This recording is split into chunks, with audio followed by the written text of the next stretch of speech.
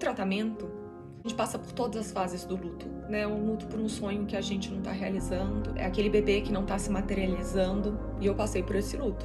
Eu sentia que tinha morrido ali um filho. Oi pessoal, tudo bem? Hoje é dia do antes de você chegar, história de mulheres guerreiras que não desistem em busca do seu bebê. Primeira coisa, eu quero pedir pra vocês se inscreverem aqui no canal, tá super difícil crescer, e se você gosta do meu canal, gosta dos conteúdos, clica aqui no botão embaixo escrito inscrever-se, é muito rápido, fácil. Também deixa seu like logo no começo dos vídeos, que isso ajuda muito o meu canal. Como nem sempre a gente tem comentário aqui lá no meu Instagram, eu sempre tenho e respondo todo mundo. Então deixa lá o seu comentário pra mim. E agora eu vou falar da história de hoje, que é da Natália. E a persistência foi o que mais chamou minha atenção. Não importava a distância, nem quantas vezes fossem preciso, ela queria ter os filhos dela com ela. E... que história linda! Preparem-se, porque eu chorei muito editando, chorei ouvindo e acho que vocês vão se emocionar também. Eu me chamo Natália, tenho 33 anos e a FIV entrou de um jeito na minha vida completamente de repente. Nunca imaginei que eu fosse demorar a engravidar, pensei que fosse ser super fácil. Eu fazia aqueles exames ginecológicos de rotina e os médicos sempre falavam: fica tranquila, você é nova, você vai engravidar a hora que você quiser. E aí, quando eu comecei a tentar, descobri que nem sempre é tão fácil quanto a gente imagina. Comecei a tentar engravidar e não conseguia naturalmente, sentia que tinha alguma coisa, né, que não estava funcionando bem, e comecei a investigar mais. Os médicos a princípio não queriam, casei super nova, com 22 anos, então com 22 para 23 anos eu comecei a gente decidiu liberar, né, para ter filhos. Eu tinha uma menstruação super irregular, né, um ciclo super longo, e aí eu falava, gente, não vai dar certo desse jeito, porque com esse ciclo tão irregular alguma coisa tem. E aí eu com o meu ginecologista comecei a fazer exames para ver o que poderia acontecer. Mas então 6 meses tentando engravidar naturalmente, a gente começou a ver que não ia ser bem assim. Comecei a tomar um hormônio para ovular, aquele hormônio via oral, né, para ver se funcionava a ovulação, e ultrassom para ver como estava a questão da ovulação. E foi aí que eu vi que eu não ovulava, que os exames, que os medicamentos não faziam diferença nenhuma. Então ele aumentou a dose, o meu médico, e viu que mesmo assim eu não ovulava. Foi quando eu conheci uma médica que ela me perguntou: Natália, eu não tô entendendo o que você tá fazendo aqui. Tá vendo um exame para ver ovulação, mas eu sou especialista em endometriose. E eu falei: olha, eu nem sei o que é endometriose, mas eu não tenho isso, né? Porque eu não sei o que é e não vou ter isso não. E aí eu falei: olha, eu sou especialista nisso, então eu me sinto na obrigação de dar uma olhada em você. Falei: tá ótimo, pode olhar. E assim que ela colocou o ultrassom, ela já viu: olha, eu quero falar com o teu médico porque você tem endometriose bastante, são vários focos de endometriose e vai ser necessário fazer um exame mais profundo, um exame específico para isso. Então eu fiz uma cirurgia de endometriose e pensei que só esse era o meu problema.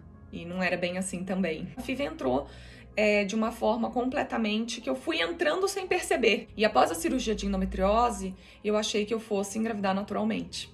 E não foi assim também. E foi assim que eu procurei especialista em reprodução assistida. E ele falou: olha, os hormônios para estimular a ovulação ajudam a endometriose a aumentar. Então, primeiro de tudo, vamos fazer uma cirurgia para tirar essa endometriose, para limpar o seu corpo, que está tão infestado dessa doença. E depois a gente começa o tratamento para engravidar. Eu fiz a minha primeira fertilização e eu achava que eu ia engravidar. Eu achava que era uma questão muito tranquila, eu estava completamente segura com relação a isso. Eu achei que fosse ser fácil, né? Sempre vi essa questão da idade, vinha a questão que o meu problema era endometriose, o ovário micropolicístico, essa síndrome, tudo bem até então. Então eu achei que fosse ser fácil engravidar. Eu tive bastante óvulos, mas o que acontece é que depois a gente lendo e a gente conversando, a gente sabe que nem sempre quantidade de óvulos é uma coisa boa, né? Porque eu tinha uma quantidade muito grande pela questão do meu ovário policístico, micropolicístico, mas a qualidade deles não tão boas. Mas mesmo assim eu tive embriões bons. Eu não fiz análise genética, não foi indicado no meu caso. Eu implantei 2 embriões e ainda consegui congelar ou 3 embriões congelados. E aí eu tive o meu primeiro negativo. E Foi muito difícil de ser encarado. E quando foi o meu primeiro negativo, o meu mundo caiu. Porque ninguém imaginava isso. E nunca é fácil, né? Lidar com o negativo, não é fácil lidar com a frustração.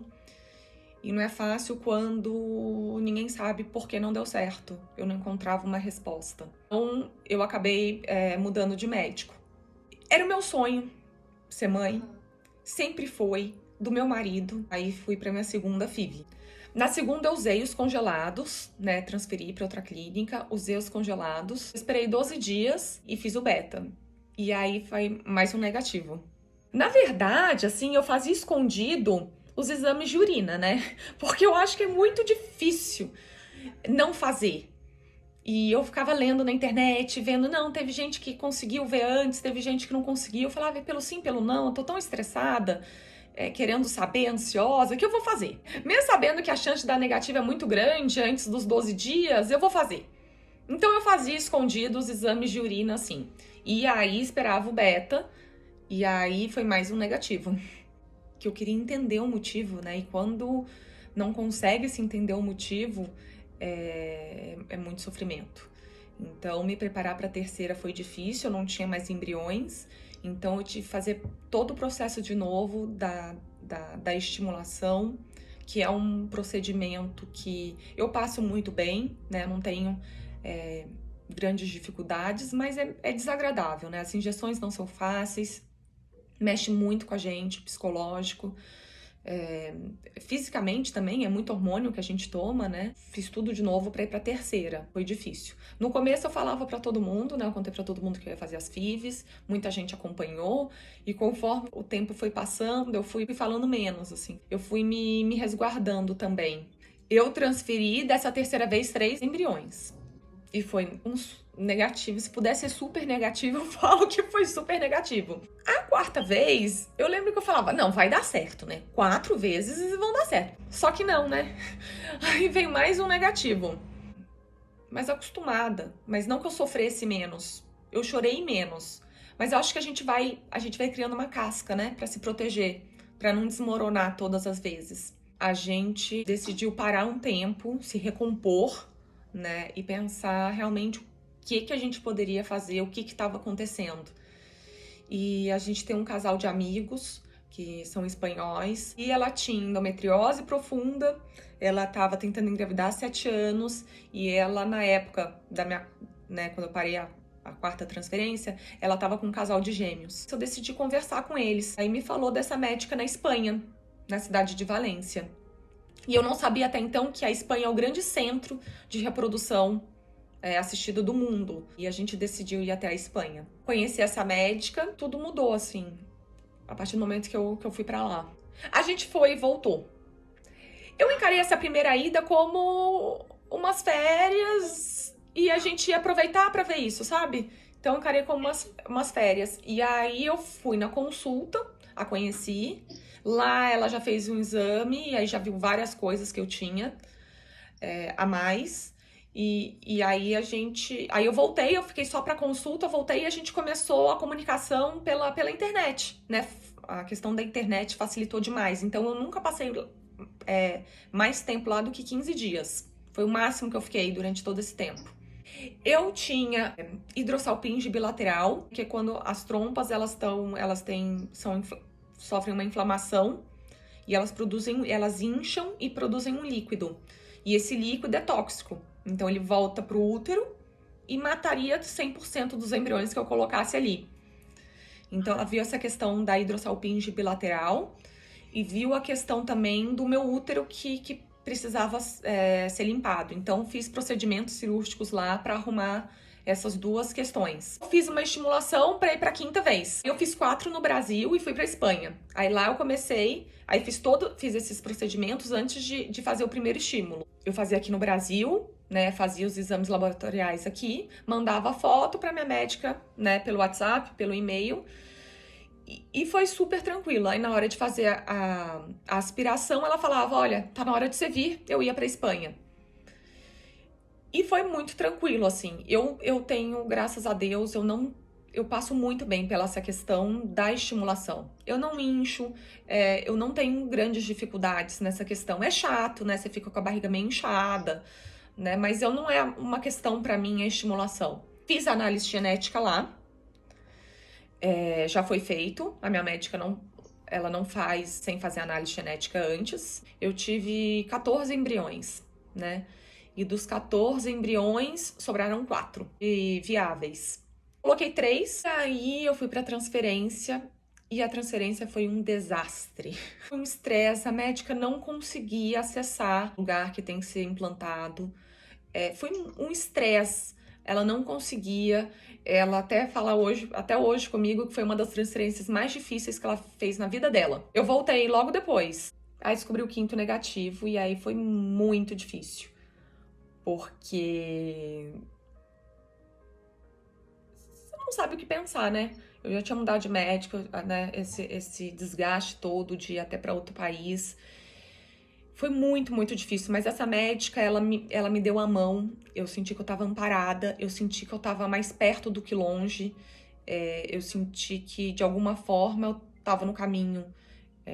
Eu sentia isso dentro de mim, tá? Apesar da dificuldade toda, eu sentia que era esse caminho que eu tinha que traçar, que a gente tinha que continuar. Tava super confiando nessa médica, super. Não tinha dúvidas que que eu não era mais um número pra ela, que eu era uma pessoa, que meu marido, que nós éramos, né, um casal, e eu não tinha dúvidas disso. Logo em seguida eu fui pra sexta. A sexta vez eu fiz, então, a transferência, né, essa forma mais fácil.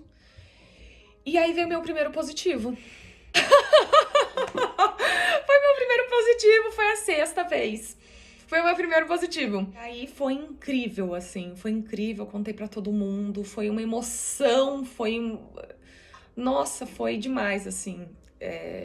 Pegar um primeiro positivo, eu lembro que depois eu pegava e fazia exame de urina, porque eu nunca tinha visto um positivo no exame de urina. Então eu pegava e fazia já sabendo que eu tava grávida só pra ver aquela cruz. Então eu fiz muitos exames de urina pra ter a sensação do que é você ver aquilo naquele exame. O beta aumentando, como dizem que tem que aumentar, né? Tem que dobrar a cada 48 horas. No primeiro ultrassom, tudo bem. No outro ultrassom, a gente viu que já tinha parado de desenvolver. 7, 8 semanas, porque você fica uma semana, né, pra outra sem fazer. Então não sei exatamente quando parou de desenvolver. Mas eu lembro até hoje da sensação da médica me dando a notícia, ficar até arrepiada, porque eu lembro da sensação dela tocando em mim, falando, Natália. E aí na hora que ela falou Natália, tocou na minha perna, eu já na hora já sabia que não tinha dado certo. Olha, a médica acredita que como foi feita a análise genética, na época se fazia análise genética no dia 3, no D3. E tinha uma probabilidade dos embriões no D3 sofrerem um pouco com essa análise genética, porque ele era um embrião saudável, e a gente acredita que foi isso. Que foi na análise genética, aconteceu uma perda, e o embrião sofreu com essa análise genética. Horrível. Foi horrível porque foi muito difícil lidar com esse aborto. Foi difícil fazer uma curetagem, né? Eu passei por uma curetagem. Foi muito difícil entrar no hospital e que eu imaginava que eu só entraria outra vez depois da minha cirurgia de endometriose para ter um filho. E não imaginar que eu ia antes passar por uma curetagem. Então foi muito, muito triste. Foi difícil dar notícia para minha família, para meus avós, para minha mãe, para meu pai, né? Meus sogros, para todo mundo. Então é muito difícil você lidar com o seu sofrimento e lidar com o sofrimento do outro também. Então esse aborto espontâneo foi dificílimo de lidar, é um luto que a gente passa. Eu fui para a 7ª tentativa, a médica mudou algumas questões hormonais. Eu lembro que ela me escreveu assim, Natália, você tá sofrendo hoje, mas você engravidou. Você engravidou. O seu corpo entendeu o que é uma gravidez. Foi por pouco tempo? Foi. Mas ele entendeu. Então a gente tá no caminho. Você tá mais perto do que longe. E isso foi me dando força também. Ela falou, eu tô sofrendo junto com você, eu tô junto, né? Eu quero te ver grávida. E eu quero que você tenha a certeza que você tá mais perto do que longe. Confia em mim. E aí eu fui pra 7ª vez, a gente mudou um pouco dos medicamentos, a gente fez alguns hormônios, alguns medicamentos que estavam saindo na Europa. Acordei da anestesia, né, que se toma anestesia, ela falou pra mim, Natália, só tiveram 3 óvulos maduros, 3 fertilizados. Eu lembro que eu chorei. Eu falei, não é possível, se eu não engravidei com 14, você imagina com 3, que ela tinha me falado. Não, 3 estão maduros, fertilizados, 2 estão bem lerdos. 2 estão bem lerdos. E aí eu falei, bom, só tenho 3. E congelaram os 5, aqueles mais lerdinhos foram congelados também. E aí a médica decidiu não fazer análise genética neles, né? Decidiu ir no escuro, né? Sem análise genética. Dividiram em 2 lotes, né? Colocaram 3 congelados juntos e depois outros 2. Aí eu coloquei 3 dessa vez. 3 embriões que eram considerados só para uma análise de laboratório, né? Maravilhosos. E foi minha 7ª vez. E aí foi um negativo. De 3 embriões. Foi um negativo. Eu já tava com quase 7 anos aí tentando engravidar. Esperei um pouco, fiz bastante acupuntura, fiz tratamento, fiz terapia, me preparei para a transferência desses outros embriões, né? Fiz a acupuntura nos pontos, a minha acupunturista, super legal também, eu sou super a favor da acupuntura, eu vi que você também. E eu pensei, nossa, 8ª vez, com esses embriões já meio lerdos, né? Que ninguém tava levando muita fé. E aí eu lembro que eu tava tomando sol, em todos esses anos lá nunca tinha pousado, nunca tinha visto uma joaninha. E pousou 2 dias seguidos uma joaninha em mim. Falei, gente, é o sinal que eu tava pedindo pra Deus. Vai ser dessa vez. Vai ser, porque eu nunca vi joaninha aqui. Em 2 dias diferentes, pousa uma joaninha em mim. E aí volta aquela coisa que eu sempre falo, que eu sempre tento buscar, né, sinais e tentar buscar força. E eu coloquei, sem ninguém saber. Não fiz repouso nenhum, né? Eu coloquei no final da tarde, depois no outro dia, 6 horas da manhã, já acordei, peguei trem, do trem peguei ônibus, do ônibus peguei avião pro Brasil. E então não tive repouso nenhum. Eu só não fiz academia, né? Não corri, mas fiz vida normal, não tive repouso. Minha médica sempre falou, a gravidez é químico, não é físico. Senão, mulher não engravidava. Mulher não engravidava no carnaval, mulher não engravidava no segundo filho, porque você tem que carregar o primeiro. Gravidez é químico. Eu comecei a fazer acho que 6º dia, eu comecei a fazer teste. Acho que no 10º dia, aquele positivo bem fraquinho, assim, no teste de urina. E aí eu escapei rápido e fui pro hospital pra fazer um beta antes do tempo. Eu falei, não, se tem essa... era uma lupa quase, sabe? Que era uma sombra de um positivo. E aí eu fui, que eu falei, não, se aparecer uma sombra aqui, se eu tô vendo essa sombra, no exame de sangue vai pegar. E aí eu fiz o exame de sangue antes dos 12 dias, e aí veio o meu positivo. Eu fiquei com o pé atrás. Eu fiquei muito feliz, mas fiquei com o pé atrás. Fiquei com o pé atrás porque eu tinha medo de me decepcionar de novo, eu tinha medo de sofrer. Com 12 semanas que eu tava grávida pra todo mundo. Não contei pra minha mãe, não contei pra ninguém que eu tava grávida. Eu tava com medo. E eu lembro um dia antes do ultrassom, cada ultrassom que eu fazia, eu passava mal, de medo de ter aquela notícia, de medo de ter aquela mão da médica encostando na minha perna e falando Natália, e não falando mais nada. Eu tinha medo. Aquele embrião que ninguém tava levando fé, né? Aquele embrião que se desenvolveu um pouco mais devagar, era ele que tinha grudado. A gravidez foi maravilhosa.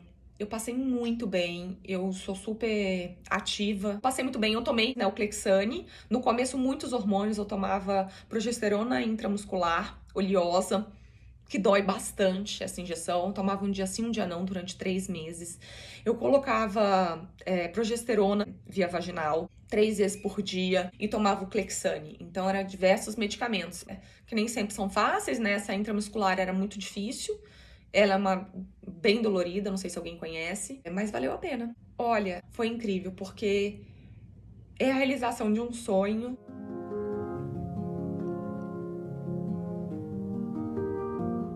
Eu até me emociono, porque a quem tá passando pela questão da infertilidade sabe como é difícil viver com ela, como é difícil viver com a dúvida se um dia você vai conseguir, sabe como é difícil encarar isso, porque é muito difícil os nãos, né?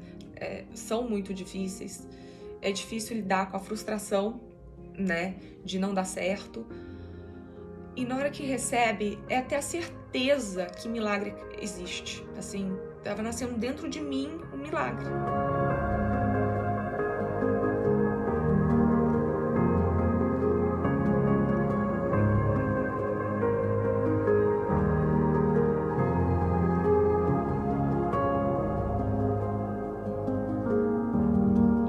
Falar hoje, a minha filha tem 4 anos, ela se chama Valência, a gente deu em homenagem a essa cidade. Não acredito! Ela se chama Valência, e posso contar uma coisa? Ela é do dia 26 de maio, 4 anos. Não acredito! A sua do dia 25. A gente tava grávida juntas! Juntas! Olha como são as coisas, grávidas juntas. E a Valência, ela é tudo, assim.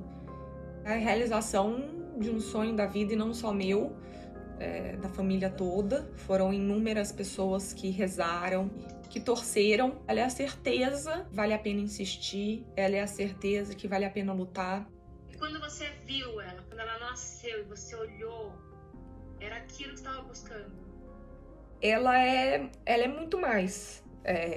Ela é muito mais do que muito mais do que eu sonhei. Ela é olhar pra ela até hoje. Ela tem 4 anos. E até hoje, é agradecer todos os dias a vinda dela. Quando ela fez 2 anos, eu fui para uma outra FIV, lá na Espanha também. Passei pela estimulação de novo. E aí que foi muito diferente, porque eu já tinha uma filha, né? Eu já tenho uma filha. E por outro foi que a gente quer outro, né? E quando a gente quer uma coisa, a gente quer. Era uma estrada que eu já conhecia, era um caminho de hormônios, de datas e de lidar com tudo isso que eu já conhecia. Mas era também aquela incerteza, né? Porque a gente sabe que também não quer dizer que você engravidou a primeira vez que eu vou engravidar a segunda tão fácil, né? E aí eu passei pelo processo todo de novo. E já foi bem mais desgastante, porque como no último estímulo eu só tive 5 fertilizados, dessa vez a médica aumentou um pouco. E aí, nossa, aí eu tive um hiperestímulo. Eu tava com a barriga, parecia que eu tava grávida de 6 meses, de tão grande e pesada. Fiz a transferência e coloquei 2. E aí eu confiei de novo na minha médica, e aí fiz análise genética, e coloquei 2 embriões que a gente já sabia serem geneticamente viáveis, mas não sabia o sexo deles, é proibido. Também, obviamente, fiz o beta antes dos 12 dias, e eu tive, de diferente das outras vezes, antes de eu fazer o meu primeiro beta, eu tive um sangramento. E eu fiquei super assustada com esse sangramento. E aí, depois, conversando com a enfermeira, eu vi que tem agora eu esqueci o nome, mas tem um sangramento da nidação, né? Da implantação. Qualquer sintoma que você vai lidar com a gravidez, não fica tranquila se você não tiver. Porque a internet é um perigo, né? A gente coloca na internet e fica se comparando com outras pessoas, com outras mulheres. E é um perigo, porque da minha primeira filha, da Valência, eu não tive nada. E olha aí, hoje ela tem 4 anos, saudável, maravilhosa, e não tive nada. Então, não tem como saber. Já deu um positivo, e aí depois, obviamente, eu já corri pra fazer o de sangue, e aí já deu um beta super alto. Super alto.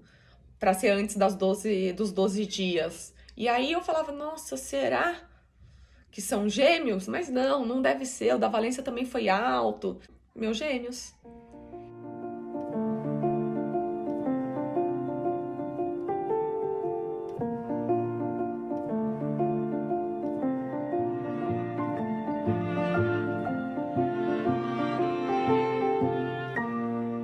Foi a 9ª vez isso. Hoje eu sei, hoje eu criei meu Instagram, o N Tentativas, para ajudar as mulheres que estão passando pela infertilidade, tentar mostrar que elas não estão sozinhas, somos muitas. E eu tenho a sensação, a certeza que eles já eram meus, que eu precisei percorrer esse caminho para encontrá-los. Graças a essa experiência que a gente teve, a gente tem um instituto que hoje ajuda casais a custear o tratamento de fertilidade. Já são 17 casais ajudados né? A gente tem hoje muito, muito feliz, 6 crianças que vão vir ao mundo graças à ajuda de doações. Isso é a vida, né? A gente retribuiu o que a gente recebeu de alguma forma.